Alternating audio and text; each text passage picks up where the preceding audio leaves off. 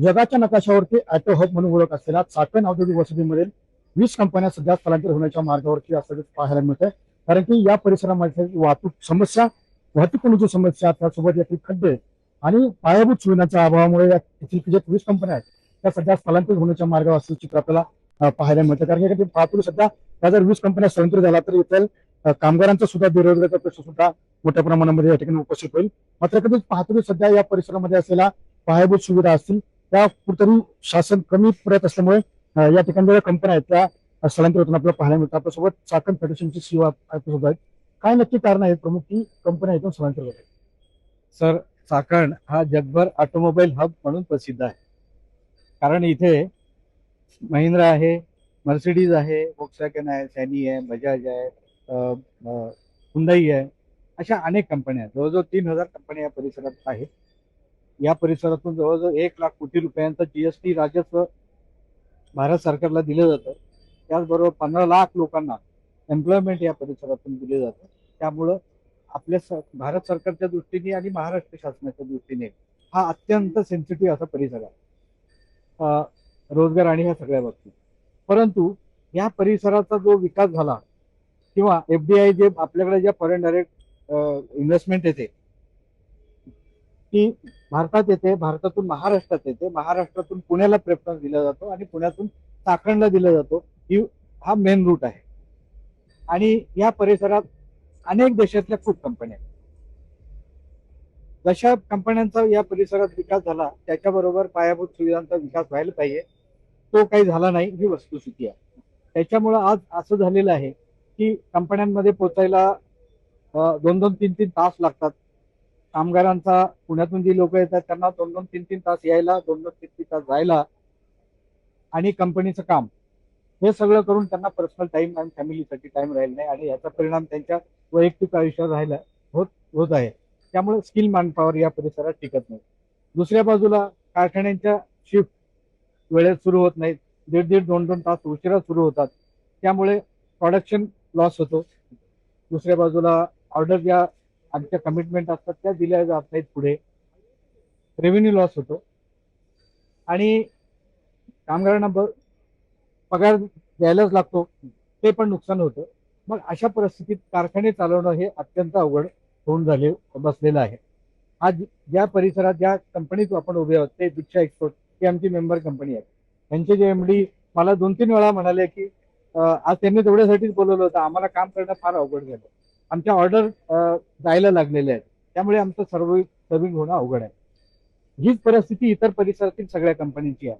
या परिसरात कारखाने चालवणे म्हणजे गळ्यात धोंडा टाकून पाण्यात उडी मारणे अशी परिस्थिती आहे. त्यामुळे सर्वाईव्ह होणं सुद्धा अवघड दिवसेंदिवस होत चाललेलं आहे. आज या परिसरातील पिंपरी चिंचवड आणि चाकण या परिसर हा औद्योगिक परिसर आहे.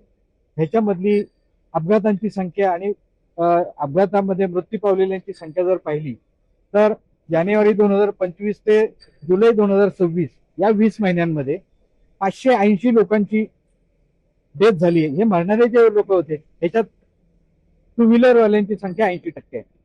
म्हणजे 580 जे डेथ झाल्या त्यात 80% हे टू व्हीलर वाले आहेत, म्हणजे कामगार आहेत. आणि कामगार आहे म्हणजे तो कुटुंब प्रमुख आहे. तो गेल्याने ते 580 कुटुंब ह्या 20 महिन्यात देशधडीला लागली. त्याच्याबरोबर कारखान्यांची असेट गेली आणि ही फार विदारक परिस्थिती आहे. त्यामुळे अशा परिस्थितीत या परिसरात कारखाने चालवणे अवघड होऊन बसलेलं आहे. नंतर हे मोठे ॲटो हब म्हणून ओळखले जाते आणि याच परिसरामध्ये पायाभूत सुविधा खरं तर दिल्या जात नाही, त्यामुळे कुठे कंपन्या स्थलांतर होतात. त्याच्या मागचं काय कारण असेल या ठिकाणी पायाभूत सुविधा पुढे जातात? तर पायाभूत सुविधा नसल्यामुळेच कारखाने या परिसरातून दुसरीकडे जाण्याचा विचार करत आहेत आणि त्यांनी प्रयत्न सुरू केलेले आहेत. दुसरं काही कारण आहे, लोकांना इथून जाण्याची इच्छा नाही आहे, पण नाईलाजाने अशी परिस्थितीमुळे त्यांना दुसरीकडे शिफ्ट होण्याशिवाय पर्याय नाही असं एकंदरीत दिसतंय. एकंदरीत ह्या कंपन्या जर स्थलांतरित झाल्या तर याचा फटका चाकण औद्योगिक वसाहतीमध्ये किती बसतो, काय परिणाम होईल? तर आता मी जीएसटीचं मागाशी उदाहरण सांगितलं, फार मोठ्या प्रमाणावर रेव्हेन्यू बरोबर एम्प्लॉयमेंटचं नुकसान होणार आहे. आणि भारतातल्या सगळ्या राज्यातले कामगार या परिसरात काम करतायत. परंतु आम्ही गेले 25-30 वर्ष सरकारकडे उद्योगांच्या वाढीबरोबर पायाभूत सुविधांची पण विकास व्हायला पाहिजे, व्यवस्थित रस्ते तर विकास व्हायला पाहिजे, जेणेकरून कामगार वेळेत कंपनीत काम करायला पोहोचेल. परंतु तो विकास झालेला दिसत नाही. आणि गेले अनेक वर्ष आम्ही अगदी एवढे अर्ज आणि विनंती केलेले आहेत, आमचे अगदी काही किलोनी पेपर मंत्रालयात आहेत. तर हे का होत नाही, आम्ही ज्यावेळेस विचार करतो, ते एक उदाहरण मी म्हणून सांगतो. आम्ही नाशिक फाटा ते राजूरनगर या रस्त्याच्या विकासासाठी, डेव्हलपमेंटसाठी आम्ही गेले 15-20 वर्ष मागे लागलेलो आहोत. 2024ला, ऑगस्ट 2024ला फायनान्स डिपार्टमेंटनी 7,990 कोटी रुपये सँक्शन केले, असं निर्मलाजी सीतारामन यांनी अनाऊन्स केलं. पैसे सँक्शन झाले, पण आज ऑगस्ट 2026 आलाय, 2 वर्ष उलटून गेले, तरी सुद्धा ह्या रस्त्याचं काम सुरू झालेलं नाही, ही वस्तुस्थिती आहे. आणि अशीच स्थिती तळेगाव चाकण चित्रापूर रस्त्याची आहे. 1 महिन्यापूर्वी गडकरीजींनी उद्घाटन केलंय, परंतु प्रत्यक्षात कामाची सुरुवातच नाहीये. मग तसंच नगर रोड आहे, बँगलोर रस्ता आहे, कोल्हापूर रस्ता आहे, ह्या रस्त्यांची अवस्था तशीच आहे. मग हे का होत नाही, याचा विचार सरकारने करणं गरजेचं आहे. हे शासनाचं काम आहे. इथून काय एवढ्या मोठ्यात रेव्हेन्यू जातो, म्हणजे दूध देणारी गाय आहे, तिला खायला तर आपण व्यवस्थित टाकलं पाहिजे, परंतु तसं सरकारकडून होताना दिसत नाही. पायाभूत सुविधा या परिसरात पुरवल्या जात नाही, ही वस्तुस्थिती आहे. माझी नम्र विनंती आहे आदरणीय राज्याचे मुख्यमंत्री देवेंद्रजी फडणवीस यांना, हा विकास होऊ नये यासाठी कोण प्रयत्न करत आहे, ह्या विकासाच्या आड येणारे धारेतील शुक्राचार्य कोण आहेत, याचा विचार त्यांनी करावा. आणि त्यांना आमची नम्र विनंती आहे, या परिसरात आपण तात्काळ वॉर फुटवर या रस्त्यांचा विकास आपण करणं फार गरजेचं आहे. जर नाही केलं तर आपल्याला मोठा राजस्वाचा, उद्योगाचा, रोजगार कमी होण्याचा फटका बसणार आहे. नमस्तीच्या पद्धतीने पाहिलं तर पायाभूत सुविधा देणं गरजेचं आहे. आपल्यासोबत काही उद्योजक पण आहेत. काय नक्की एकंदरीत परिस्थिती आहे सध्या चाकण औद्योगिक वर्षामध्ये कामगार आणि कंपनीच्या बाबतीत? सर नमस्कार, प्रतीक पवार. मी ज्या सेक्टरमध्ये काम करतो, एमएसएमई सेक्टरमध्ये मॅन्युफॅक्चरिंग आहे, तर आम्हाला मेजरली बऱ्याचशा गोष्टींचा अडचणीचा सामना करावा लागतो. प्रथमतः बेसिक हे करायला गेलं तर एमएसएमई सारखा लाईटची उपलब्धता खूप कमी आहे, फिडर ट्रिप होणं, फिडरची अवेलेबिलिटी नसणं, त्यानंतर ट्रॅफिकच्या समस्येमुळे काय झाले, खड्डे एवढे भरपूर झाले की ट्रान्सपोर्टेशनसाठी जर गाडी एखादी बाहेर पडली तर 10 किलोमीटर तिला 4 तास 5 तास असा वेळ जातो. मग आम्हाला प्रश्न पडतो आमच्यासारख्या नवीन येणाऱ्या उद्योजकांना की आपलं भविष्य काय, भविष्यामध्ये आम्हाला आमचं भविष्य आजांतरी दिसतंय, मग आमचा जो कर रुपी पैसा आहे तो जातो कुठे नक्की, हा खूप मोठा प्रश्न आमच्या समोर पडलेला आहे. नक्कीच प्रश्न मोठाच पडलेला आहे. मात्र चाकणची ओळख औद्योगिक वर्षात म्हणून होती, आता चाकणची नवीन ओळख झाली चाकणचं ट्रॅफिक. आणि चाकणच्या ट्रॅफिक संदर्भात तुम्ही एक काम करता, आणि ते काय सांगाल, कशा पद्धतीने? नमस्कार. आपण जे म्हणताय ते अतिशय खरं आहे. चाकणची ओळख ही सध्या मलिन होत चालली आहे, आणि ती मलिन होण्याचं कारण म्हणजे चाकणचं ट्रॅफिक.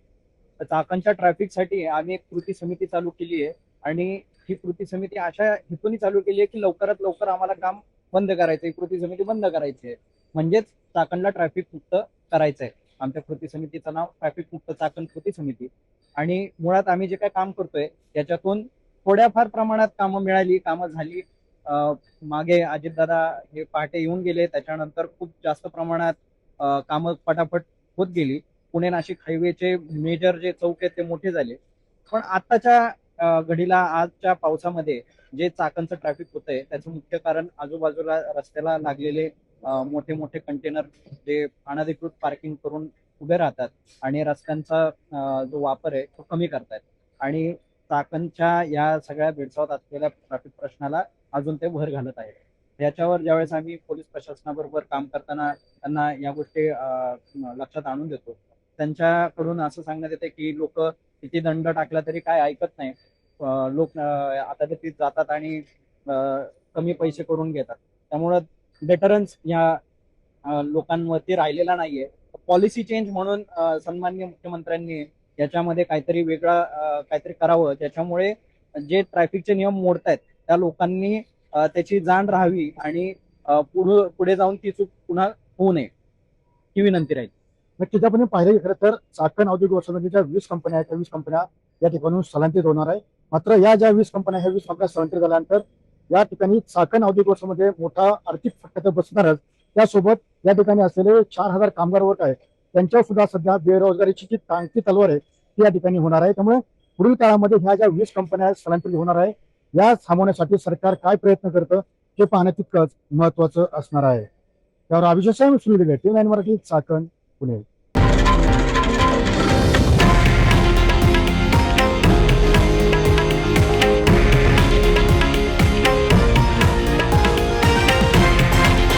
हे आहे देशातील नंबर 1 न्यूज नेटवर्क आणि आपण पाहत आहात TV9 मराठी, एकमेव.